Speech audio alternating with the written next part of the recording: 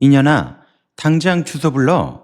네 머리채를 잡으러 갈 테니까. 제삿날 저녁 시어머니에게서 걸려온 한 통의 전화였습니다. 며느리를 찾겠다며 악에 받쳐 고함을 지르는 시어머니에게 며느리는 조용히 주소 하나를 불러주었죠. 1시간 뒤 그 주소에 도착한 시어머니는 뒷목을 잡고 쓰러졌습니다. 며느리를 잡아먹겠다고 고함치던 그날, 과연 무슨 일이 벌어진 걸까요? 사연 시작 전 구독과 좋아요 눌러주시고 지금 어디에서 보고 계신지 댓글 남겨주시면 그곳으로 좋은 기운 가득 보내드리겠습니다. 안녕하세요. 저는 이수진이라고 합니다. 올해 38살이에요. 결혼한 지 12년째 11살 딸 예은이와 9살 아들 민준이를 키우고 있는 평범한 주부입니다. 지난 3월이었어요. 금요일 밤이었는데 남편이 또 회식이라며 저녁 7시쯤 문자를 보내왔죠. 오늘 현장 사람들이랑 한잔 해야 될 것 같아. 늦을 수 있으니까 먼저 자라고요. 중견건설 회사 현장 소장으로 일하는 남편이 회식이 잦은 건 어제 오늘 일이 아니었어요. 결혼 초부터 한 달에 서너 번은 기본이었으니까요. 그래서 저는 그날도 별 생각 없이 아이들 재우고 거실 소파에 앉아 드라마를 보다 깜짝 잠이 들었죠. 새벽 2시쯤이었을 거예요. 현관문 비밀번호 누르는 소리에 눈이 번쩍 떠졌죠. 남편이 들어오는 소리였습니다. 마중 나가려다가 그냥 누운 척 눈을 감았어요. 술 냄새 풍기며 들어와서 괜히 말 섞으면 서로 피곤하니까요. 남편은 거실불도 안 켜고 화장실로 바로 들어가더니 샤워를 하고 나왔죠. 예전에는 회식하고 들어오면 옷을 아무데나 벗어던지고 소파에 쓰러지기 일쑤였거든요. 그런데 언젠가부터 들어오자마자 바로 샤워를 하더라고요. 그때는 그게 이상하다는 생각을 전혀 하지 못했습니다. 술 냄새 빼려고 씻나 보다. 그 정도로만 생각했거든요. 다음날 아침이었습니다. 남편은 피곤하다며 나까지 늘어지게 잡고 저는 밀린 빨래를 돌리려고 세탁기 앞에 섰어요. 남편이 밤에 벗어놓은 와이셔츠를 집어들었는데 순간 코끝에 낯선 냄새가 스쳤죠. 남편한테서 맡아본 적 없는 달콤하고 진한 향수 냄새였습니다. 회식 자리에서 옆에 앉은 사람 향수가 묻었나 싶어 대수롭지 않게 넘기려는데 깃 안쪽으로 눈이 갔어요. 연분홍색 얼룩이 번져 있었습니다. 처음에는 김치 국물인가 싶었죠. 그런데 아무리 봐도 그건 립스틱 자국이었어요. 심장이 덜컥 내려앉았습니다. 손가락으로 그 자국을 문질러 봤어요. 선명하게 묻어나오는 분홍색. 저는 이 색 립스틱을 쓴 적이 없거든요. 저는 항상 차분한 코랄 톤만 바릅니다. 이건 제 것이 아니라는 걸 단번에 알았죠. 와이셔츠를 들고 한참을 멍하니 서 있었어요. 세탁기 돌아가는 소리가 윙윙 울리는데 마치 제 머릿속도 그렇게 돌아가는 것 같았죠. 설마 우리 남편이. 저는 고개를 세차게 저었습니다. 12년을 함께 산 사람이에요. 예은이, 민준이 아빠래요. 그 사람이 그럴 리가 없잖아요. 그런데 이상한 건 그뿐이 아니었죠. 생각해보니 최근 몇 달 사이에 남편이 부쩍 달라진 게 있었거든요. 가장 먼저 눈에 띈 건 핸드폰이었습니다. 예전에는 비밀번호를 따로 걸어놓지도 않았거든요. 제가 남편 핸드폰으로 아이들 사진 찾아보는 것도 자연스러운 일이었고요. 그런데 석 달 전쯤이었나? 남편이 갑자기 핸드폰 비밀번호를 바꾼 겁니다. 제가 예은이 사진 찾으려고 핸드폰을 들었더니 잠금이 걸려 있더라고요. 여보, 비밀번호 뭐야? 하고 물었더니 남편이 화들짝 놀라며 핸드폰을 낚아채 가는 거예요.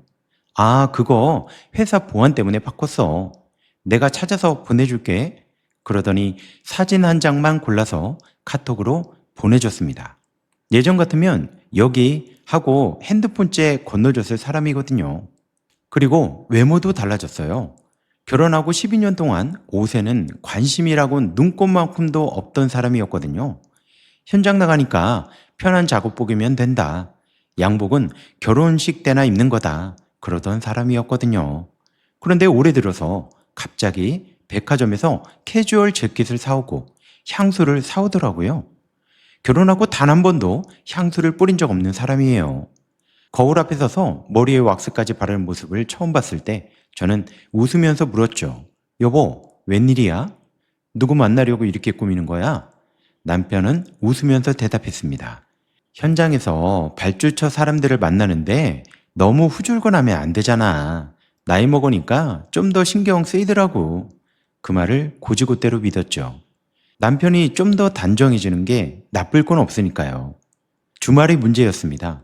예전에는 주말이면 아이들 데리고 공원도 가고 마트에도 같이 갔거든요. 민준이가 아빠 등에 올라타면 예은이는 아빠 손을 잡고 걷고 그게 우리 가족의 주말이었어요.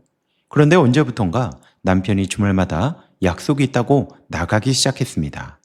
대학 동창 모임이다. 현장 팀장들이랑 골프를 친다. 거래처 접대가 있다. 핑계가 매번 달랐죠. 아빠, 오늘도 안 와? 민준이가 현관 앞에 서서 신발을 만지작거리며 물을 때마다 가슴이 찡했습니다. 아빠 오늘 일 있대. 우리끼리 놀자, 민준아. 아이에게 웃어 보이는 제 얼굴이 거울에 비쳤는데 입꼬리만 올라가고 눈은 웃고 있지 않더라고요. 그래도 저는 의심을 밀어냈습니다. 아니, 의심하고 싶지 않다는 게 맞을 거예요. 와이셔츠 깃에 립스틱 자국도 누군가와 인사하다 묻은 거겠지. 향수 냄새도 회식 자리에서 옮겨 붙은 거겠지. 핸드폰 비밀번호는 정말 뭐 회사 보안 때문이겠지. 하나하나 합리적인 이유를 갖다 붙이며 스스로를 안심시켰죠. 인정하고 싶지 않았던 거예요. 이 집이 무너지는 게 12년을 쌓아온 것들이 한순간에 허물어지는 게 너무 무서웠으니까요. 빨래를 널다가 와이셔츠를 다시 들여다봤어요. 립스틱 자국은 세제를 뿌려도 빠지지 않고 희미하게 남아있었죠. 저는 그 와이셔츠를 장롱 깊숙이 밀어 넣었습니다. 버리지도 못하고 빨지도 못하고 그냥 감춰버린 거죠. 마치 제 불안을 거기에 같이 꾸겨 넣은 것처럼요. 그날 저녁 남편이 퇴근하고 들어왔습니다. 예은이, 민준이가 아빠하며 달려가고 남편은 아이들을 안아 올리며 웃었죠. 오늘 저녁 뭐야? 된장찌개야? 냄새 좋네. 밥상 앞에 마주 앉은 남편의 얼굴을 바라봤어요. 평범한 저녁이었습니다. 아이들이 학교 이야기를 하고 남편이 맞장구를 치고 저는 반찬을 덜어주고 이 풍경이 진짜인 거잖아요. 그런데 밥을 먹다가 남편의 핸드폰이 울렸습니다.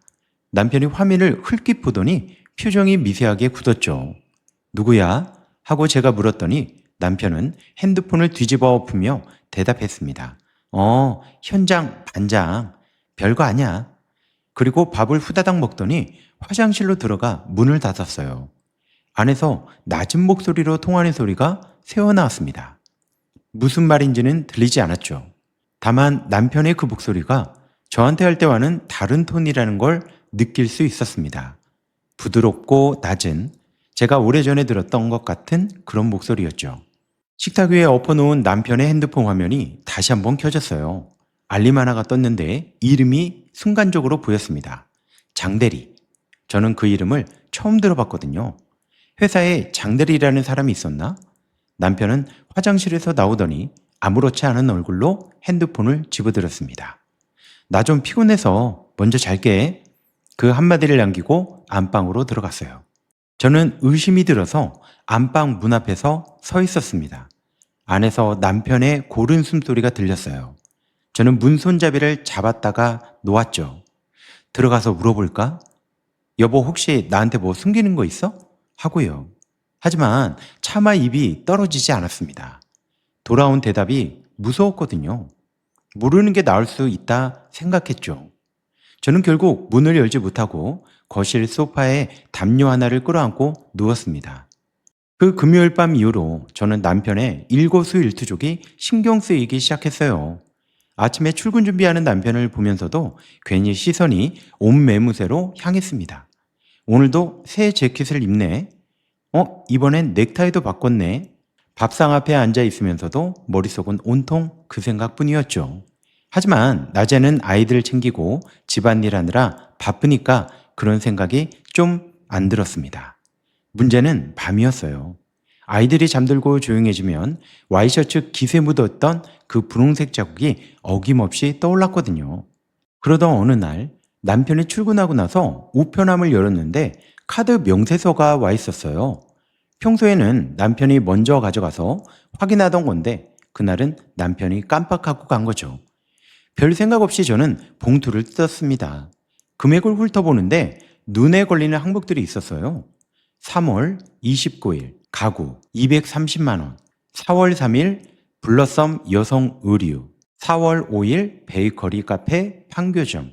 저는 깜짝 놀랐습니다. 가구점? 여성 의류? 우리 집에 새 가구를 들인 적이 없었거든요. 또 여성 의류는 뭔가요? 남편이 제 옷을 사다 준 걸 출산 후 첫 외출 때가 마지막이었습니다. 민준이가 9살이니까 그게 거의 9년 전 일이거든요. 손가락으로 금액을 하나하나 짚어봤어요.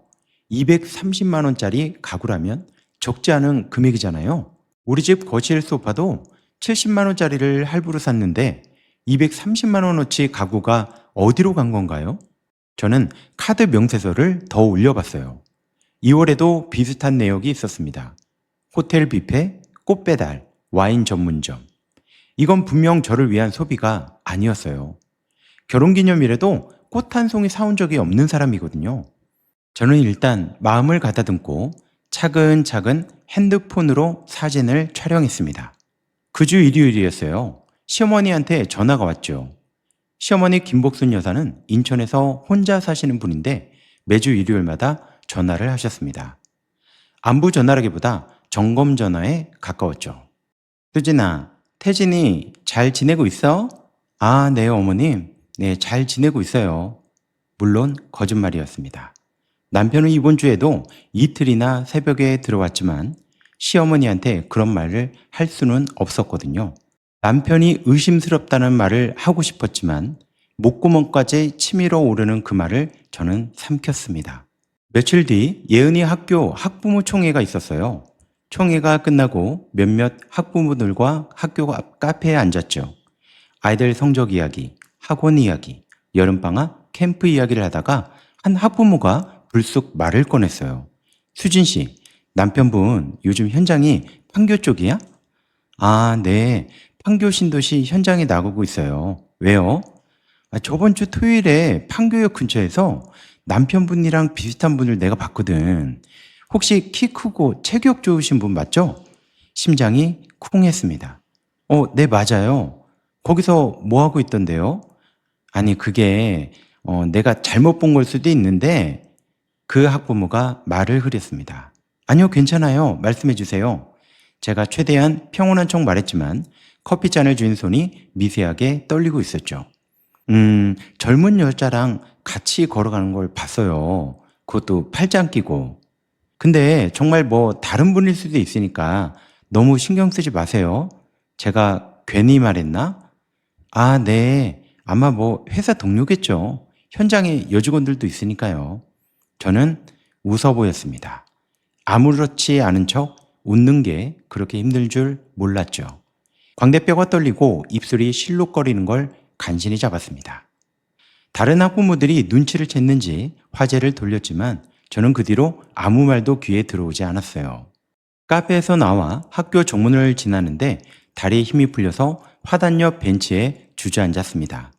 핸드폰을 꺼내 남편 카톡 프로필을 열어봤죠. 웃고 있는 가족 사진. 작년 여름 강릉 바다에서 찍은 사진이었어요. 예은이가 남편 어깨 위에 올라타고 제가 민준이를 안고 있는 사진. 넷이서 그렇게 환하게 웃고 있는데 이 사진 속 남편이 다른 여자와 팔짱을 끼고 있다뇨. 집에 돌아와서 장롱을 열었습니다. 깊숙이 밀어넣었던 그 와이셔츠를 꺼냈죠. 희미해졌지만 아직도 남아있는 분홍색 자국. 코를 대고 맡아봤습니다. 세제 냄새에 묻혔지만 달콤한 향수 냄새가 아주 미세하게 남아있었어요. 저는 이제 가만히 있으면 안 되겠다 생각해서 핸드폰을 들고 남편의 연락처 목록을 떠올려 봤습니다. 장대리. 그날 밤 핸드폰 화면에 떴던 그 이름. 저는 이제 가만히 있지 않았습니다. 아이들을 다 재우고 저는 친정엄마 전화번호를 눌렀습니다. 엄마, 나야. 전화기 너머로 친정엄마의 목소리가 들렸습니다. 수진아, 이 시간에 웬일이야? 무슨 일 있어? 엄마는 목소리만 듣고도 뭔가 감을 잡으셨는지 바로 물으셨죠. 저는 입을 열려는데 목이 막혀서 한참 동안 말이 나오지 않았어요. 엄마, 나 좀 이상한 게 있어서. 그래, 무슨 일이야? 천천히 말해봐. 저는 남편의 와이셔츠 깃에 그 립스틱 자국부터 카드 명세서, 그 모든 이야기까지 하나씩 꺼내 놓았습니다. 말하면서 점점 목소리가 떨렸지만 다 쏟아내고 나니까 오히려 숨통이 트이는 것 같았죠. 엄마는 한동안 침묵하셨습니다. 수화기 너머로 깊은 한숨 소리가 들렸죠. 그리고 엄마가 말씀하셨어요. 수진아, 확인해 봐야겠다. 이건 넘겨짚으면 안 되고 확인을 안 하고 넘어가도 안 돼. 엄마가 딱 하나만 물어볼게. 너 이거 확인할 각오 되어 있어? 확인하면 돌이킬 수 없을 수도 있다. 저는 거실 천장을 올려다보며 대답했습니다. 몰라, 엄마. 무서워. 근데 이대로 사는 것도 못하겠어. 매일 밤 혼자 이러고 있으면 미쳐버릴 것 같거든. 엄마가 단호하게 말씀하셨어요. 그럼 확인해보자. 절대 남편한테 먼저 따지지 마. 증거 없이 따지면 오히려 너만 손해야. 일단 눈으로 직접 확인하는 게 먼저다. 다음 날부터 저는 남편의 퇴근 시간을 체크하기 시작했습니다. 남편은 보통 저녁 6시에서 7시 사이에 퇴근했는데 회식이 있는 날은 10시, 11시, 심하면 새벽까지 이어졌죠. 회식이라고 한 날들의 패턴을 살펴보니 주로 화요일과 금요일에 몰려 있었습니다. 저는 이번 금요일에 직접 확인하기로 마음먹었죠. 금요일 오후 예은이와 민준이를 엄마 집에 맡겼습니다. 엄마가 아이들한테 할머니가 오늘 맛있는 거 해줄게 하면서 자연스럽게 데려가 주셨죠.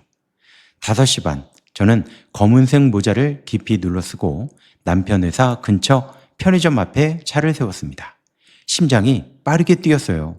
내가 지금 남편을 미행하고 있다니 이게 현실인가 싶었죠. 6시 10분 회사 정문에서 남편의 차가 나왔습니다. 검은색 소렌토, 번호판까지 확인했어요. 남편의 차를 따라갔죠. 처음에는 집 방향으로 가나 싶었는데 분당 순회역을 지나치더니 판교 방향으로 빠졌습니다. 우리 집은 수원인데 판교로 간다고요? 가슴이 조여오기 시작했죠. 남편의 차는 판교의 한 오피스텔 단지 지하 주차장으로 들어갔습니다. 저는 단지 밖 길가에 차를 대고 정문이 보이는 곳에 섰죠. 다리가 후들거려서 가로등에 기대야 했습니다. 10분쯤 지났을까요? 오피스텔 정문 유리문이 열리더니 남편이 나왔죠. 양복 재킷은 벗고 셔츠 소매를 걷어올린 차림이었습니다. 마치 자기 집에서 나온 사람처럼 편한 모습이었죠. 그리고 그 옆에 여자가 한 명이 서 있었습니다. 단발머리에 하얀 블라우스를 입은 젊어 보이는 한 여자. 남편이 그 여자한테 뭐라고 말하더니 여자가 웃었어요. 남편이 여자의 어깨에 손을 얹었습니다. 여자가 남편의 팔을 자연스럽게 끼더니 둘이서 나란히 걸어 나와 오피스텔 앞 식당 골목으로 들어갔죠. 저는 그 장면을 보고 세상이 멈춘 것 같았습니다. 다리에서 갑자기 힘이 빠져 그 자리에 쪼그려 앉았어요. 그리곤 한 손으로 입을 막았습니다. 소리가 나올 것 같았거든요. 울음인지 비명인지 모를 소리가 목구멍에서 치밀어 올라오는 걸 꾹꾹 눌러 삼켰습니다. 사람들이 지나다니는 거리에서 주저앉아 울 수는 없잖아요. 두 손으로 무릎을 꽉 쥐고 다시 일어섰습니다. 떨리는 손으로 핸드폰을 꺼내서 두 사람이 걸어가는 뒷모습을 찍었죠. 흔들려서 초점이 안 맞았지만 남편의 셔츠와 여자의 하얀 블라우스가 찍혀 있었습니다. 차로 돌아왔어요. 운전석에 앉자마자 핸들을 붙잡고 펑펑 울었습니다. 눈물이 턱을 타고 흘러내려 블라우스에 얼룩을 만들었지만 닦을 생각도 안 났어요. 핸드폰을 들어 엄마한테 전화를 했습니다. 목소리가 갈라져서 제대로 말이 안 나왔어요. 엄마, 나 지금 집사람 바람 피는 거 봤어. 판교 오피스텔에서 여자랑 같이 나오는 걸 봤다고. 엄마가 잠시 침묵하더니 낮고 단단한 목소리로 말씀하셨어요. 수진아, 지금 운전하지 마. 울면서 운전하면 사고 나니까. 차에서 내려서 찬물 한 잔 마시고 마음 좀 가라앉으면 엄마 집으로 와. 아이들은 여기 있으니까. 그리고 하나만 명심해. 지금 남편한테 전화하거나 찾아가지 마. 증거부터 차근차근 모아놔야 된다. 감정만 앞세우면 너만 불리해져. 엄마 집에 도착하고 아이들이 잠든 거 확인한 다음 엄마와 마주 앉았습니다. 엄마가 따뜻한 보리차를 한 잔 내려주시고 제 손을 잡으셨죠. 수진아, 괜찮아? 근데 너 지금 정신 차려야 돼. 지금부터 감정이 아니라 이성적으로 생각해야 한다. 엄마 아는 분이 이혼 전문 변호사가 있으니까 내일 한번 같이 가보자. 상담이라도 먼저 받아봐야 할 것 같아. 다음날 오후 엄마와 함께 변호사 사무실을 찾아갔습니다. 한정민 변호사, 52살의 단정한 인상의 여성 변호사였죠. 자리에 앉자마자 저한테 물었습니다. 어떤 상황인지 말씀해 주시겠습니까? 저는 와이셔츠 립스틱 자국부터 어젯밤 오피스텔 앞에서 찍은 사진까지 순서대로 다 말씀을 드렸습니다. 한 변호사가 사진을 들여다보더니 고개를 끄덕였어요. 이수진 씨, 이걸로는 사실 부족합니다. 부정행위를 법적으로 입증하려면 구체적인 증거가 더 필요해요. 상간소송을 걸려면 상대 여성의 신원도 특정해야 하고요. 지금 가장 중요한 건 세 가지입니다. 첫째, 남편의 차량 블랙박스 영상을 한번 확인해 보세요. 오피스텔 드나드는 기록이 찍혀 있을 가능성이 높아요. 둘째, 카드 명세서와 은행 거래 내역을 최대한 많이 확보하세요. 재산 분할에도 결정적이니까요. 그리고 마지막으로 오피스텔 출입 사진을 더 모아주세요.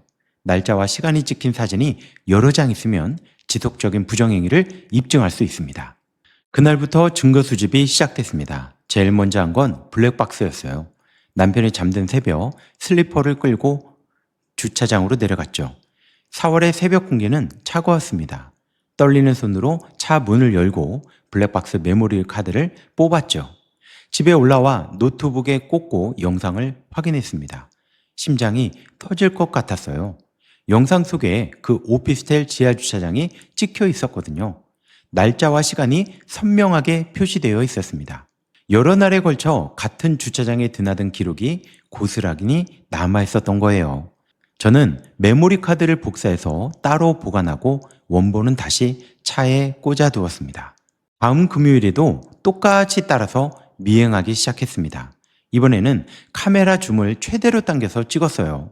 오피스텔 정문으로 들어가는 남편의 옆모습, 잠시 뒤 창문에 불이 켜지는 것까지 찍었죠. 몇 층인지도 확인했습니다. 알고 보니 9층이었어요. 그 다음 주 화요일도 갔고요. 같은 패턴이었습니다. 6시 반쯤 도착해서 지하 주차장으로 들어가고 9층에 불 켜지고 밤 10시가 넘어서야 나왔거든요. 한 변호사한테 수집한 자료를 전달했죠. 변호사가 블랙박스 영상과 사진, 카드 명세서를 꼼꼼히 검토하더니 말했습니다. 이수진 씨, 이 정도면 상당히 좋아요. 이제 상대 여성의 신원만 확인하면 소송을 진행할 수 있습니다. 오피스텔 호수와 임대차 계약서를 확보할 수 있으면 확실하고요. 혹시 남편 회사에 장대리라는 직원이 있는지 아십니까? 장대리. 그 이름을 다시 듣는 순간 소름이 돋았어요. 아마 그 사람일 거예요. 핸드폰에 장대리라는 이름으로 저장되어 있는 걸 본 적 있어요. 변호사가 고개를 끄덕였습니다. 확인해 볼게요. 이수진 씨는 지금처럼 계속 하시면 됩니다. 감정 드러내지 마시고 평소와 똑같이 생활하시는 겁니다. 4월 마지막 주 한 변호사한테서 전화가 왔습니다. 장미라, 30살, 남편 회사 판교 현장에 있는 격리 직원. 남편과 같은 현장에서 3년째 근무 중이었던 거죠. 판교 오피스텔 9층 902호 임대차 계약이 장미라 명의로 되어 있었고 보증금 3천만 원과 월세 70만 원은 남편 계좌에서 매달 빠져나가고 있었습니다.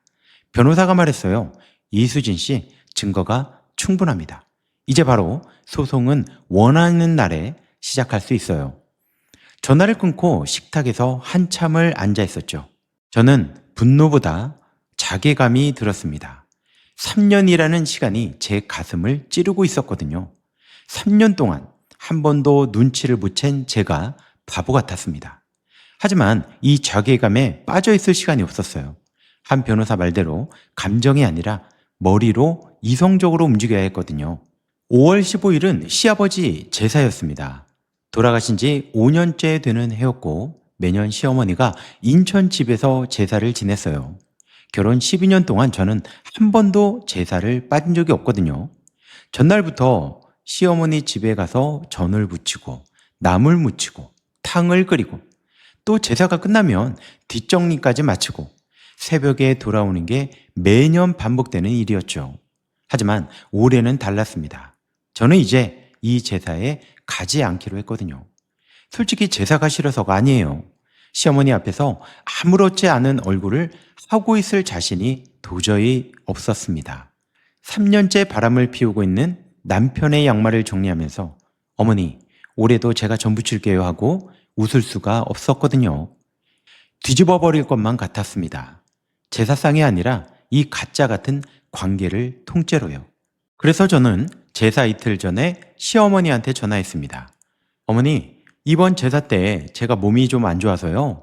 감기가 심하게 왔는데 혹시 음식에 옮기면 안 되니까 아이들만 보낼게요. 죄송합니다. 시어머니의 목소리가 살짝 굳었죠. 감기? 제삿날에? 아이고야, 그래 알았다. 아이들이라도 꼭 보내.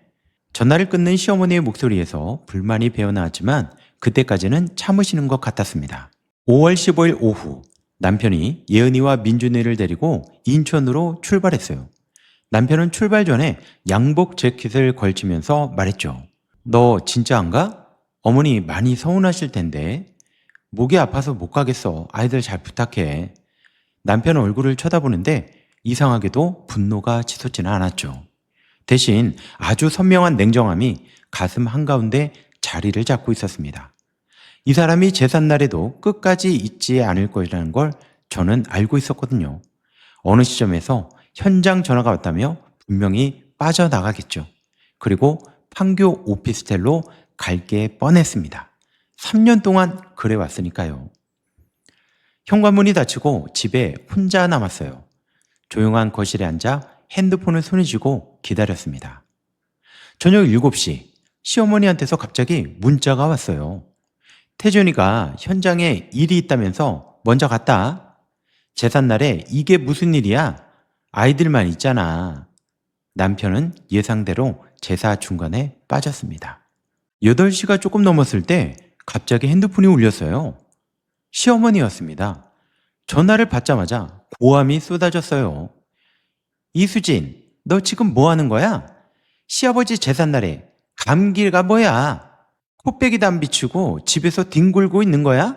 네 남편은 혼자 일하느라 죽을 지경이고 그 와중에 제삿날까지 달려왔는데 너는 감기 핑계대고 들어누워? 이게 며느리가 할 짓이냐? 어머니, 죄송해요. 제가 정말 몸이 안 좋아서요. 닥쳐 이년아. 몸이 안 좋으면 기어서라도 와야지. 시아버지 길 아니냐? 시아버지가 살아계실 때 너를 얼마나 아꼈는데 그 은혜도 모르는 거야? 너 시집살이가 그렇게 만만해? 시어머니의 목소리가 전화기 너머로 쩌렁쩌렁 울렸습니다. 저는 핸드폰을 귀에서 살짝 떼야 했거든요. 고막이 찢어질 것 같았습니다. 내가 참을 만큼 참았어. 해도 너무하잖아. 제삿날 안 오고 명절에 늦게 오고 시어머니 전화도 건성으로 받고 아이고 내가 뭘 잘못했길래 도대체 이런 며느리를 맞은 거야.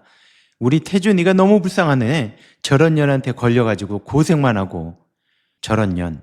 그 말이 귀 속에 박혔어요. 3년 동안 딴 여자와 살림을 차려놓고 집에 생활비도 안 주는 아들은 불쌍하고 그 사실도 모르고 12년을 악착같이 살림한 며느리는 저런 년인가요? 이 순간 제 안에서 뭔가가 끊어지는 느낌이 났습니다. 팽팽하게 당기고 있던 줄이 뚝 하고요. 분노도 서러움도 아닌 아주 차갑고 투명한 감정이 온몸에 퍼졌죠. 시어머니는 멈추지 않았습니다. 야, 너 주소 불러.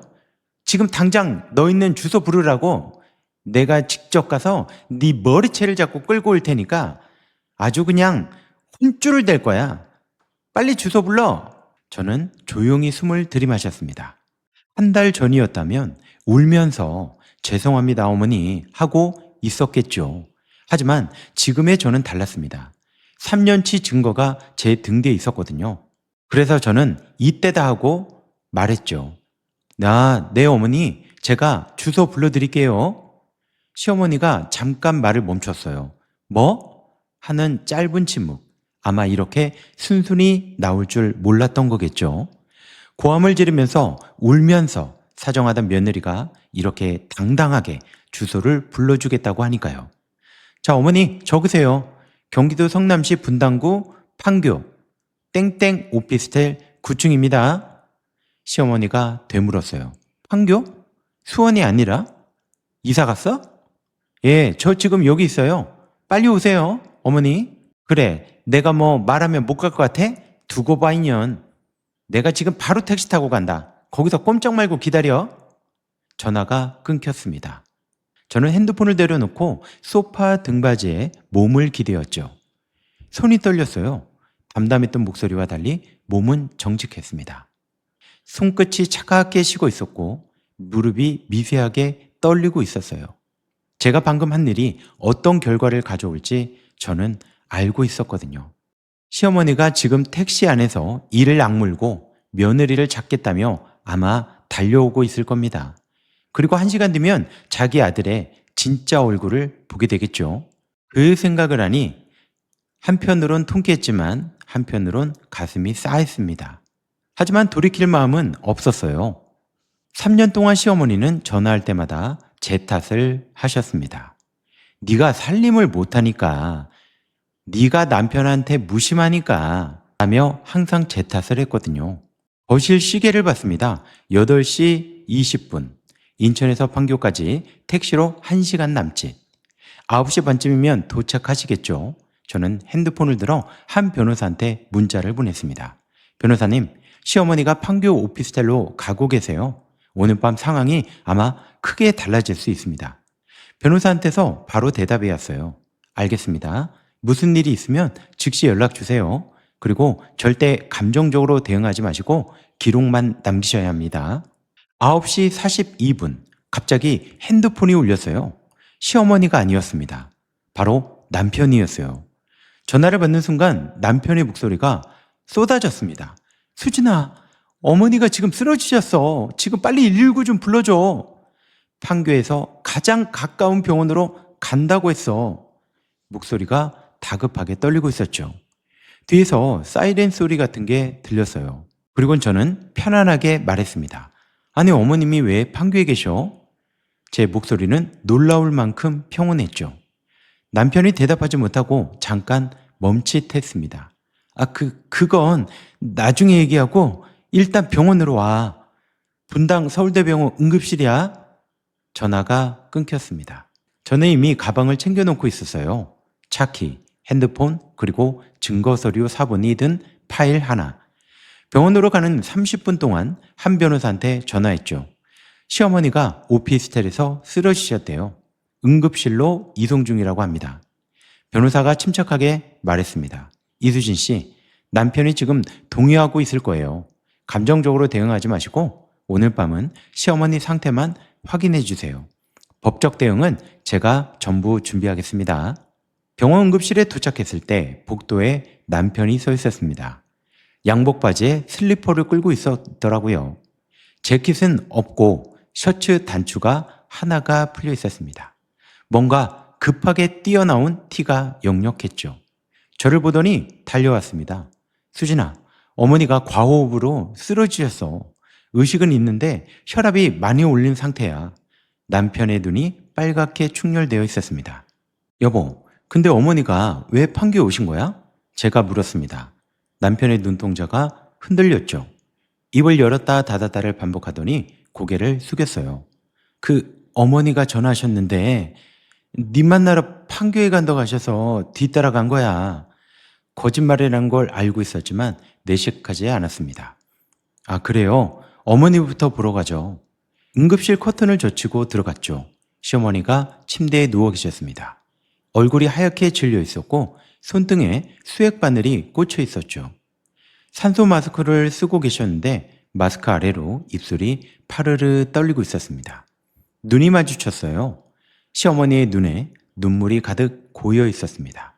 1시간 전만 해도 이년아 머리채를 잡겠다며 고함을 치시던 분이 지금은 종이처럼 하얀 얼굴로 누워 계신 거예요. 나중에 시어머니한테 그날 밤 이야기를 들었죠. 택시에서 내려 오피스텔 로비로 들어가셨다고 합니다. 경비원한테 9층 902호 가려면 어디로 가야 하냐고 물으시고 엘리베이터를 타고 올라가셨대요. 902호 앞에 서서 초인종을 눌러놓고 며느리 머리채를 잡겠다는 생각뿐이었다고 했습니다. 그런데 안에서 발소리가 나더니 문이 열렸대요. 문을 연 건 트레이닝 바지에 속옷 차림인 남자였다고 합니다. 시어머니가 그 남자의 얼굴을 보는 순간 다리에 힘이 풀렸다고 하셨어요. 그게 자기 아들이었으니까요. 시어머니가 말씀하셨어요. 처음엔 내 눈을 의심했어. 우리 태준이가 아니 왜 여기 있지? 이 시간에? 시아버지 제삿날인데. 그런데 태준이 뒤에서 여자 목소리가 들렸대요. 오빠 누구야? 하고요. 26쯤 보이는, 아니 30은 안 돼 보이는 젊은 여자가 실내복 차림으로 거실에서 나왔다고 합니다. 현관에 여자 구두가 가지런히 놓여 있었고 거실 테이블 위에 와인잔 2개가 있었고 소파 위에 여자 옷이 걸려 있었대요. 그 모습을 본 시어머니는 눈앞이 캄캄해지면서 다리가 풀려 복도 바닥에 주저앉으셨다고 합니다.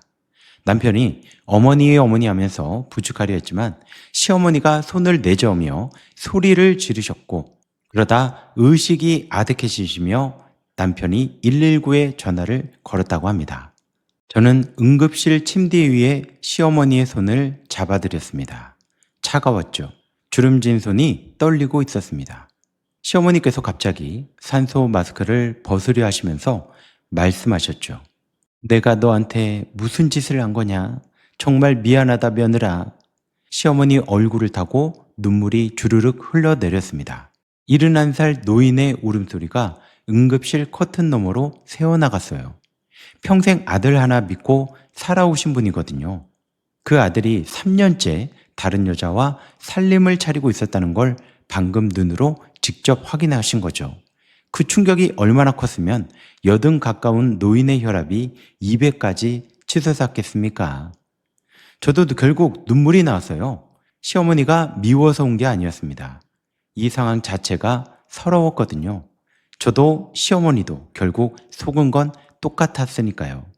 그때 남편이 저에게 다가와 한마디를 하려고 했습니다. 저는 손을 들어 남편의 말을 끌었죠.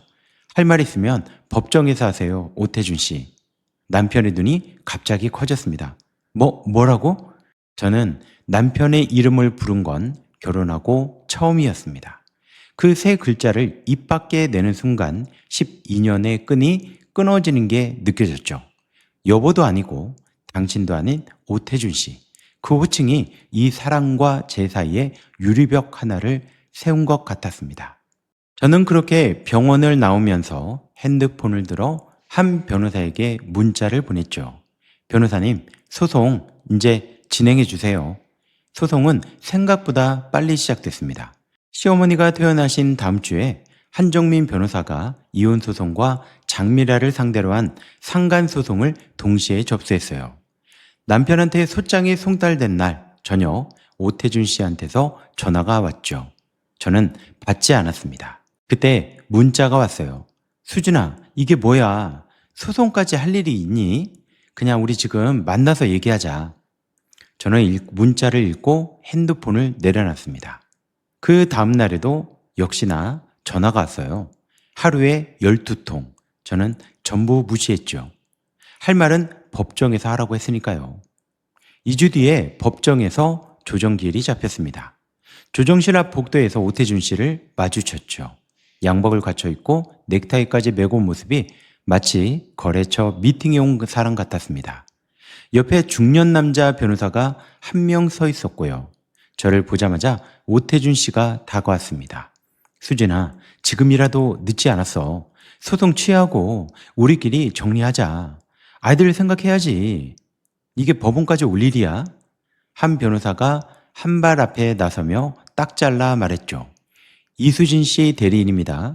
의뢰인과의 사적 접촉은 삼가해 주시고 의견은 서면으로 전달해 주세요.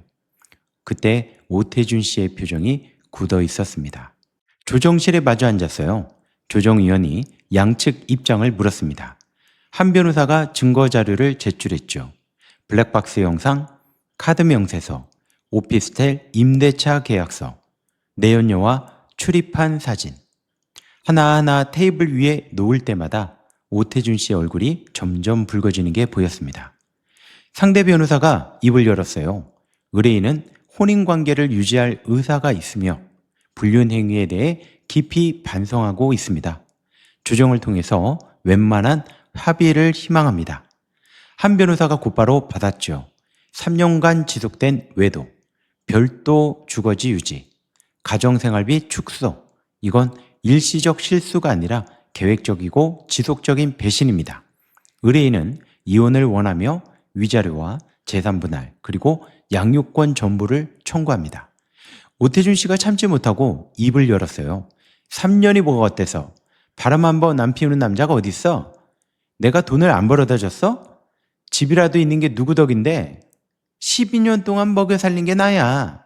그런데 실수 한 번 했다고 이혼이야? 그때 조정위원이 당사자분 진정하세요 하며 제지했죠. 하지만 저는 그 말을 똑똑히 들었어요. 실수 한 번이라고요? 3년짜리 실수? 3년 동안 그걸 실수라고 부를 수 있는 사람은 세상에 오태준 씨 당신뿐일 겁니다. 조정은 결렬됐어요. 오태준 씨 측이 위자료 1,000만 원에 아파트 공동명의 유지를 제안했는데 한 변호사가 일축했거든요. 수용 불가입니다. 정식 재판으로 가겠습니다. 그렇게 정식 재판까지 가고 난 후 판결은 한 달 뒤에 나왔어요. 한 변호사가 전화가 왔을 때 저는 부엌에서 민준이 도시락을 싸고 있었거든요. 이수진 씨, 판결 나왔습니다. 손에 들고 있던 주걱을 내려놨죠. 이혼 청구 인용, 위자료 5천만 원, 재산 분할은 수원 아파트 이수진 씨 단독 소유, 남편 퇴직금 분할 50%, 양육권 이수진 씨에게 전부 인정.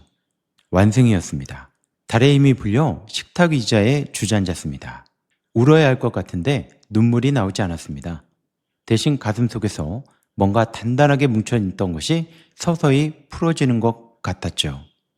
3년 동안 아무것도 모르고 다려줬던 셔츠, 끓여줬던 해장국, 그 모든 시간들이 헛되지 않았다는 게 아니라 이제 그 시간들을 놓아줄 수 있다는 안도감이었습니다. 그렇게 이혼 서류에 도장을 찍은 날 갑자기 비가 내렸습니다. 구청 민원실을 나서는데 우산이 없었어요. 빗줄기가 굵지는 않았지만 제법 축축하게 어깨를 적셨습니다. 한 변호사가 차까지 바래다 주면서 말했어요. 이수진 씨, 고생 많으셨습니다. 앞으로 잘 되실 거예요. 저는 웃으면서 고개를 숙였죠. 변호사님 덕분이에요. 감사합니다.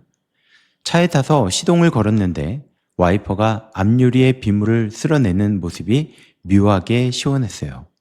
뭔가가 씻겨나가는 기분이었거든요. 수원 아파트를 정리하는데 2주가 걸렸습니다. 12년치 살림살이를 나누는 일은 생각보다 복잡했거든요.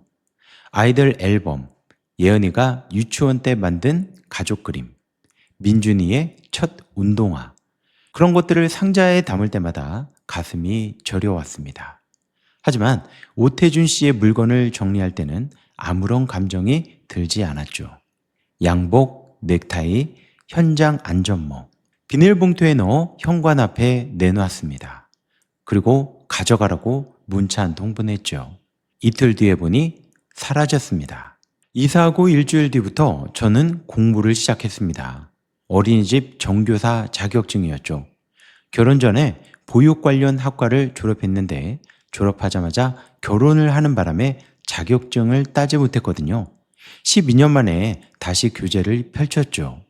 첫 장을 넘기는데 손이 굉장히 떨렸습니다. 내가 과연 잘할 수 있을까? 38살에 다시 시작해도 되는 걸까?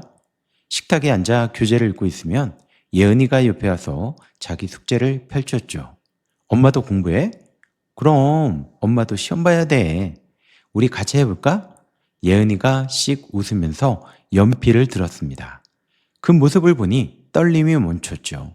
이 아이한테 부끄럽지 않은 엄마가 되려면 여기서 멈추면 안 되는 거였습니다. 저는 이사하고 일주일 뒤부터 공부를 시작했어요. 어린이집 정교사 자격증이죠. 결혼 전에 보육 관련 학과를 졸업했는데 졸업하자마자 결혼하는 바람에 자격증을 따지 못했거든요. 12년 만에 다시 교재를 펼쳤습니다. 첫 장을 넘기는데 손이 떨리더라고요. 과연 내가 할 수 있을까? 38살에 다시 시작해도 되는 걸까? 석 달 뒤 시험을 봤습니다. 한 달 뒤 합격 문자가 왔어요. 핸드폰 화면을 보는데 손이 떨려서 3번이나 다시 확인을 했습니다. 합격이었어요. 엄마한테 전화를 했습니다. 엄마, 나 붙었어. 수학이 너머에서 엄마가 울음 섞인 웃음을 터뜨리셨죠. 아이고 장하다 내 딸. 역시 우리 수진이야. 잘했어. 예은이한테 민준이한테 알려주니까 두 아이가 와 하면서 제 허리를 껴안았습니다. 엄마 짱이야. 민준이가 엄지손가락을 치켜 세우며 한 말이 가슴에 박혔어요. 누군가한테 짱이라는 소리를 들어본 게 얼마 만인지 모르겠네요. 9월에 집 근처 어린이집에 취직했어요. 아이들을 보내고 출근하고 퇴근하면 아이들이 돌아와 있는 일상. 단순하지만 제가 이 단순함을 얻기까지 얼마나 많은 것을 건너왔는지 저만 알고 있었어요. 첫 출근 날 원장 선생님이 따뜻하게 맞아주셨죠. 이수진 선생님, 잘 부탁드립니다. 선생님이라는 호칭을 듣는 순간 가슴이 뜨거워졌습니다. 아, 이제 나도 누군가의 아내가 아니고 이제 선생님이라는 이수진이라는 이름 석자로 불리는 기분. 굉장히 좋았습니다. 저는 그렇게 하루하루를 행복하게 보내고 있었습니다. 비록 남편은 없지만 저에겐 아이들 둘이 있었거든요. 이제 저희 셋만의 새로운 세상이 시작되었습니다. 자, 오늘의 이야기가 좋으셨다면 구독과 좋아요 한 번씩만 눌러주시고요. 어디에서 이야기를 듣고 계신지 댓글로 한마디씩 부탁드립니다. 감사합니다.